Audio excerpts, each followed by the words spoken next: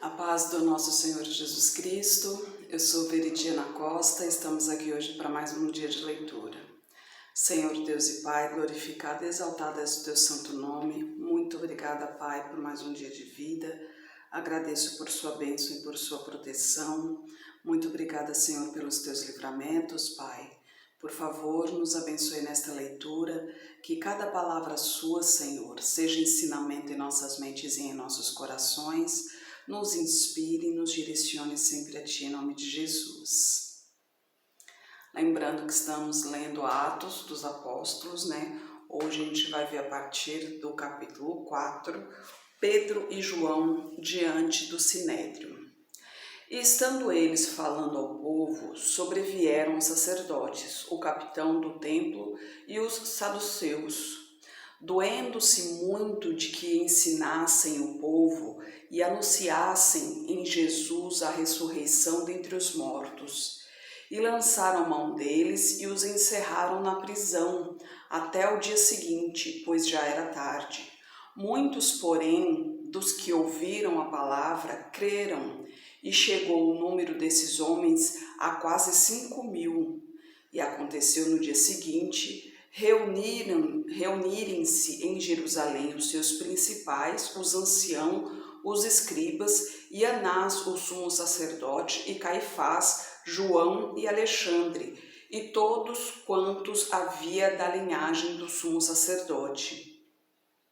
E pondo-os no meio, perguntaram: com que poder ou em nome de quem fizestes isto? Então Pedro, cheio do Espírito Santo, lhes disse: principais do povo e vós, anciãos de Israel, visto que hoje somos interrogados acerca do benefício feito a um homem enfermo e do modo como foi curado, seja conhecido de vós todos e de todo o povo de Israel, que em nome de Jesus Cristo, o Nazareno, aquele a quem vós crucificastes e a quem Deus ressuscitou dentre os mortos, em nome desse é que este está são diante de vós.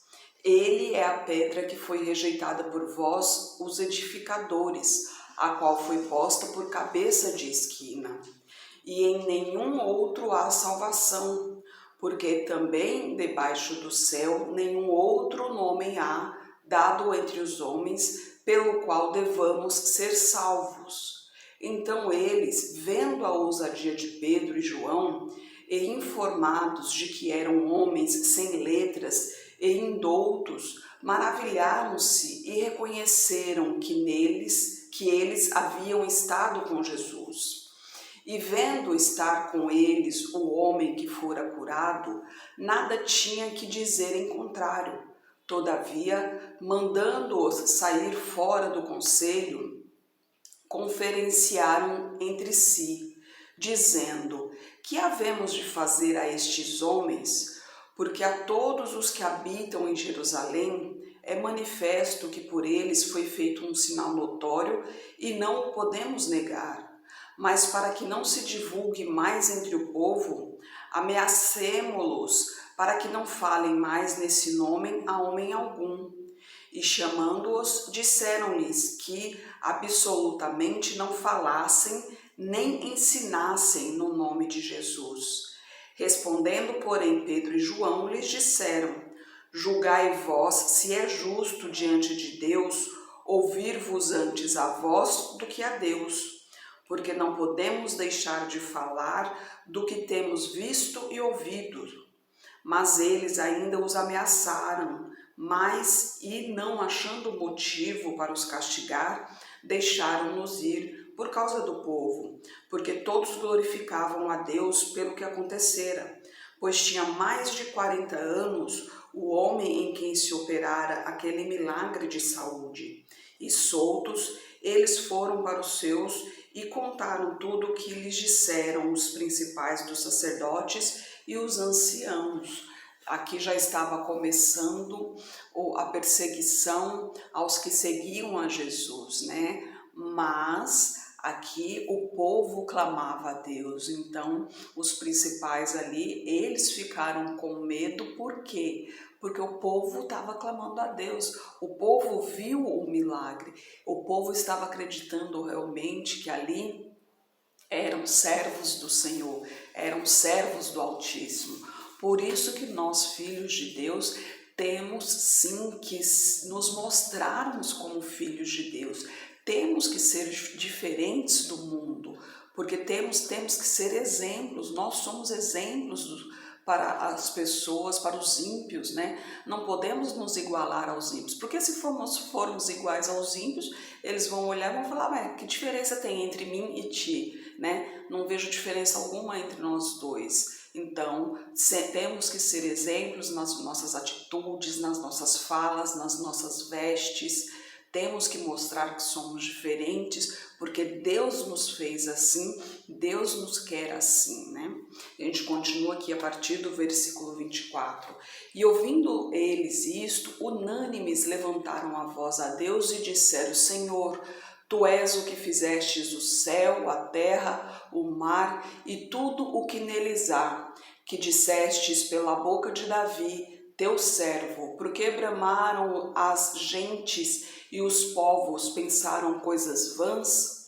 Levantaram-se os reis da terra e os príncipes se ajuntaram a uma contra o Senhor e contra o seu ungido, porque verdadeiramente contra o teu santo filho Jesus, que tu ungiste, se ajuntaram não só Herodes, mas Pôncio Pilatos, com os gentios e os povos de Israel, para fazerem tudo o que a tua mão e o teu conselho tinham anteriormente determinado que se havia de fazer. Agora, pois, ó Senhor, olha para nós, olha para as suas ameaças e concede aos teus servos que falem com toda a ousadia a tua palavra. Enquanto estendes a tua mão para curar e para que se façam sinais e prodígios pelo nome de teu santo Filho Jesus.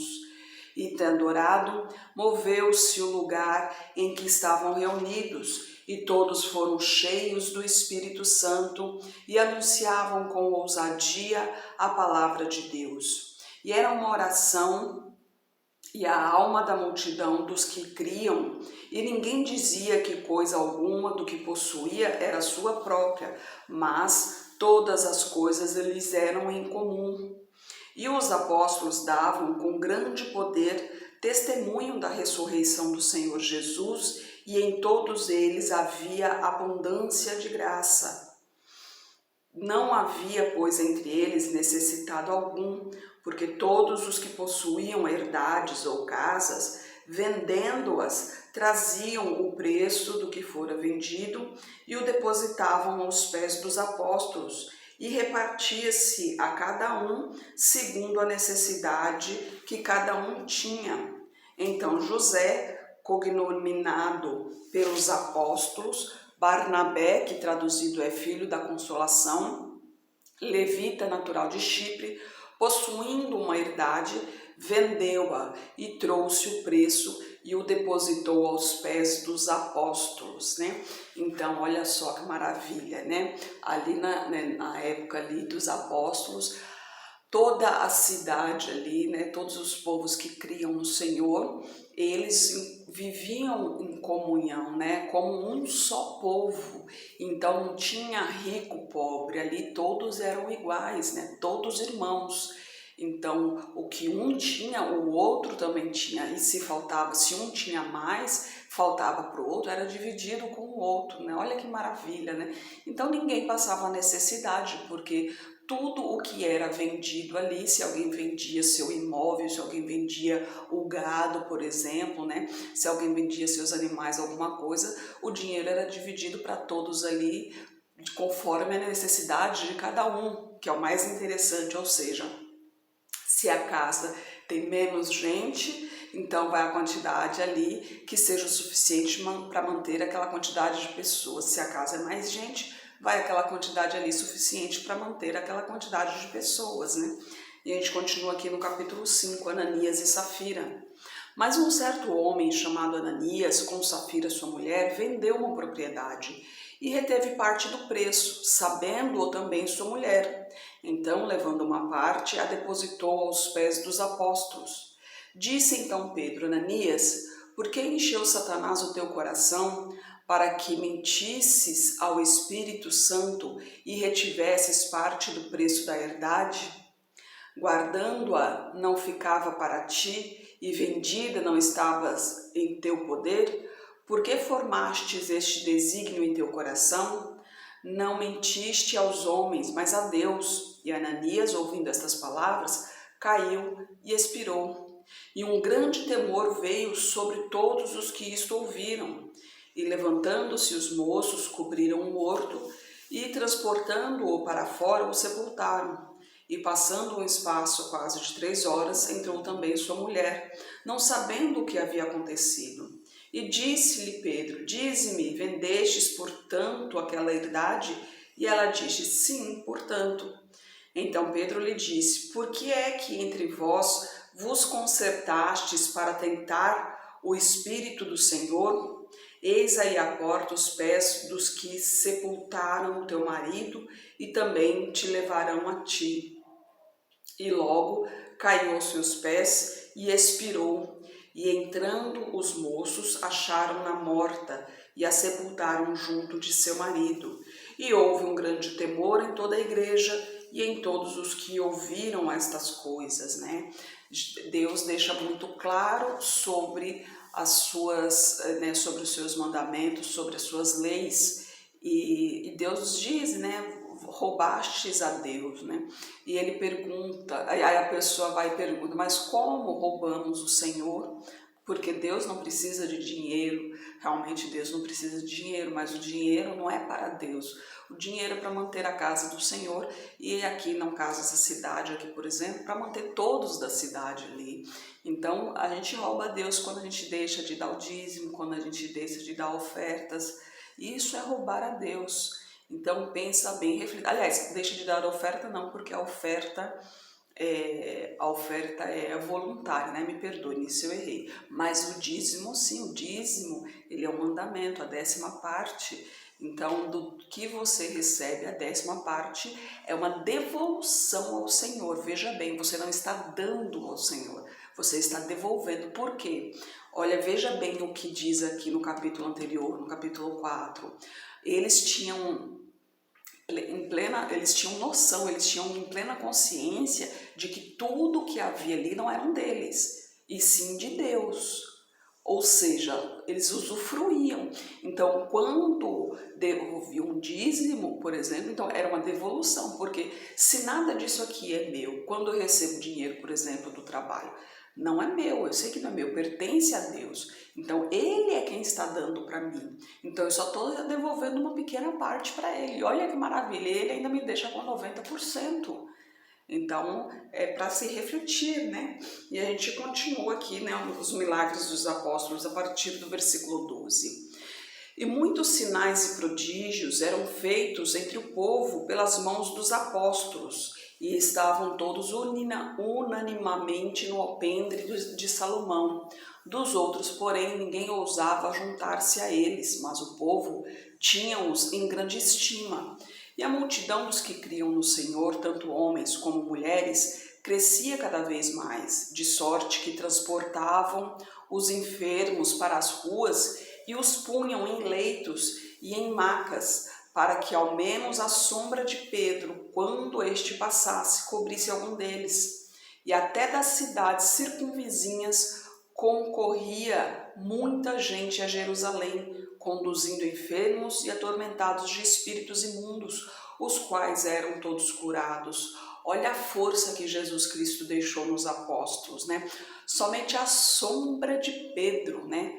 Pedro não precisaria nem tocar neles, né? Isso era quem? Era o Espírito Santo. Lembra-se que Jesus Cristo, quando estava prestes a ser crucificado, ele disse que quando ele fosse, ele iria deixar um consolador, né, que seria o Espírito Santo, e que quando ele fosse ao governador não se preocupasse, ou quando os apóstolos fossem ao governador não se preocupassem em falar, que o Espírito Santo falaria por eles, e isso foi o que aconteceu aqui no capítulo anterior. E aqui, somente a sombra de Pedro já seria o suficiente para curar os enfermos. Por quê? Porque ali era a unção do Senhor, né? Era a unção de Deus que estava nele ali. E no versículo, a partir do versículo 17, a gente vê a perseguição imposta pelos judeus. E levantando-se o sumo sacerdote de todos os que estavam com ele, e eram eles da seita dos saduceus, encheram-se de inveja e lançaram mão dos apóstolos e os puseram na prisão pública. Mas de noite um anjo do Senhor abriu as portas da prisão e, tirando-os para fora, disse: Ide e apresentai-vos no templo e dizei ao povo todas as palavras desta vida. E ouvindo eles isto, entraram de manhã cedo no templo e ensinavam. Chegando, porém, o sumo sacerdote e os que estavam com ele, convocaram o conselho e a todos os anciãos dos filhos de Israel, e enviaram ao cárcere para que de lá os trouxessem. Mas, tendo lá ido os servidores, não os acharam na prisão, e voltando, lhe o anunciaram, dizendo: achamos realmente o cárcere fechado com toda a segurança, e os guardas que estavam fora diante das portas, mas quando abrimos, ninguém achamos dentro. Então o sumo sacerdote, o capitão do templo e os chefes dos sacerdotes, ouvindo estas palavras, estavam perplexos acerca deles e do que viria a ser aquilo. E chegando um, anunciou-lhes dizendo: eis que os homens que encerrastes na prisão estão no templo e ensinam ao povo. Então foi o capitão com os servidores e os trouxe, não com violência, porque temiam ser apedrejados pelo povo. E trazendo-os, os apresentaram ao conselho, e o sumo sacerdote os interrogou, dizendo: não vos admoestamos nós expressamente que não ensinasseis nesse nome? E eis que enchestes Jerusalém dessa vossa doutrina, e quereis lançar sobre nós o sangue desse homem. Porém, respondendo Pedro e os apóstolos, disseram: mais importa obedecer a Deus do que aos homens. O Deus de nossos pais ressuscitou a Jesus, ao qual vós matastes, suspendendo-o no madeiro. Deus, com a sua destra, o elevou a príncipe e salvador, para dar a Israel arrependimento e a remissão dos pecados. E nós somos testemunhas acerca destas palavras, nós e também o Espírito Santo, que Deus deu àqueles que lhe obedecem. E eles, ouvindo isto, se enfureciam e liberaram matá-los. Mas, levantando-se no conselho, um certo fariseu chamado Gamaliel, doutor da lei, venerado por todo o povo, mandou que por um pouco levassem para fora os apóstolos.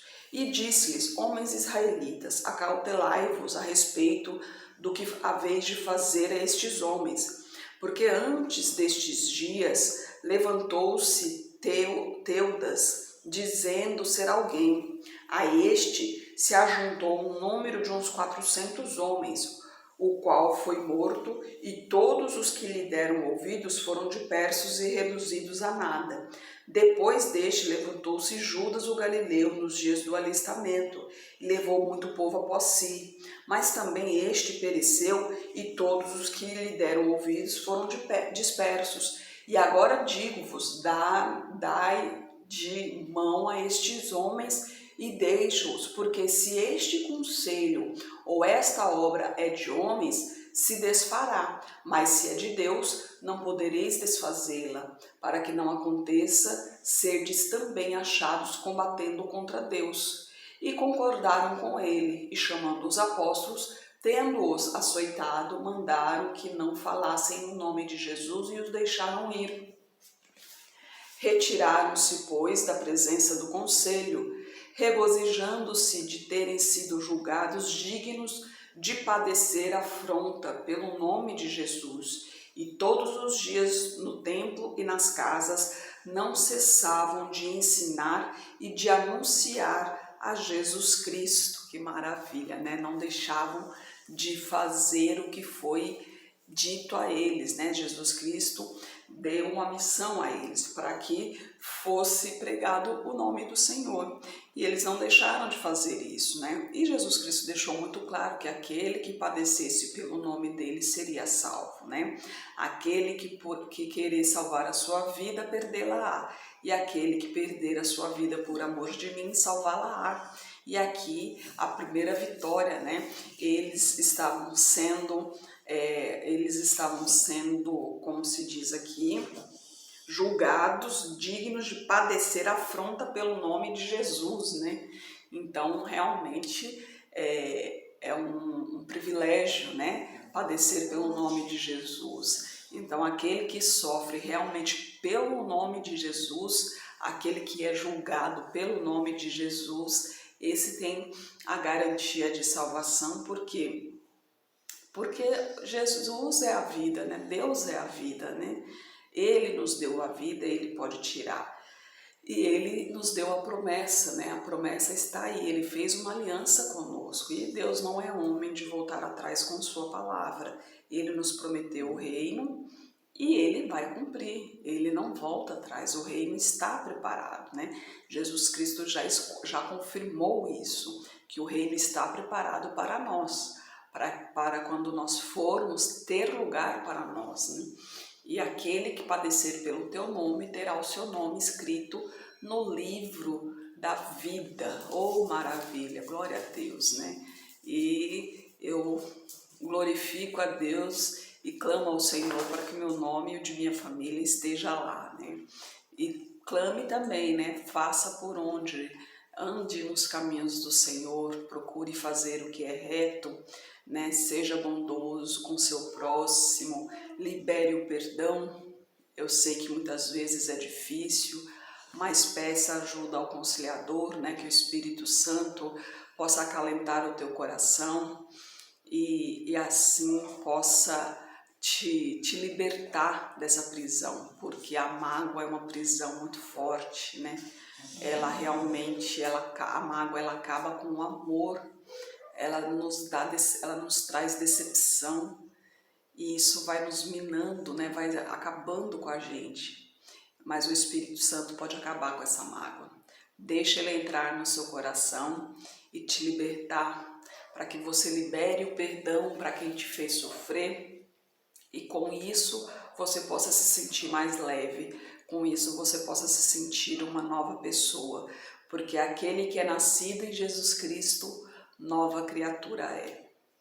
Senhor Deus e Pai, glorificado e exaltado és o teu santo nome. Muito obrigada, Pai, por tuas palavras, por tuas mensagens, Senhor. Eu peço a Ti que esteja com essa pessoa que está orando comigo, Pai. Manifeste o Teu poder na vida dela, toque em sua saúde, toque em suas finanças, Pai. Toque em sua vida emocional, toque em seu psicológico, Pai. Principalmente toque em seu coração, Senhor. Arranque essa mágoa, arranque esse ódio desse coração, Pai. Traga a tua leveza, traga a tua unção, traga a tua glória para esse coração, Pai, em nome de Jesus, Senhor. Purifique-a de tudo que não lhe pertence, Pai. Abra esses olhos espirituais para ver o caminho que está trilhando, Pai. Se arrependa de seus maus caminhos e possa se voltar para Ti, Senhor. Eu peço a Ti por toda a minha parentela, por toda a parentela de meu esposo. Derrama a Tua unção sobre cada um deles, Pai. Manifesta o Teu poder na vida de cada um, Senhor, e traga todos para o Seu caminho, Pai. Peço a Ti pelos nossos governantes, pelas nossas autoridades, que os Teus anjos estejam guiando cada um deles de acordo à Tua vontade, Pai. Peço a Ti pelos Teus filhos, Pai. Por favor, nos proteja, nos guie, nos abençoe, nos conceda sabedoria e discernimento, Pai, para proclamarmos cada vez mais a Tua palavra, Senhor. É o que eu oro em nome de Jesus. Amém. Que Jesus Cristo esteja em seu coração e que Deus abençoe.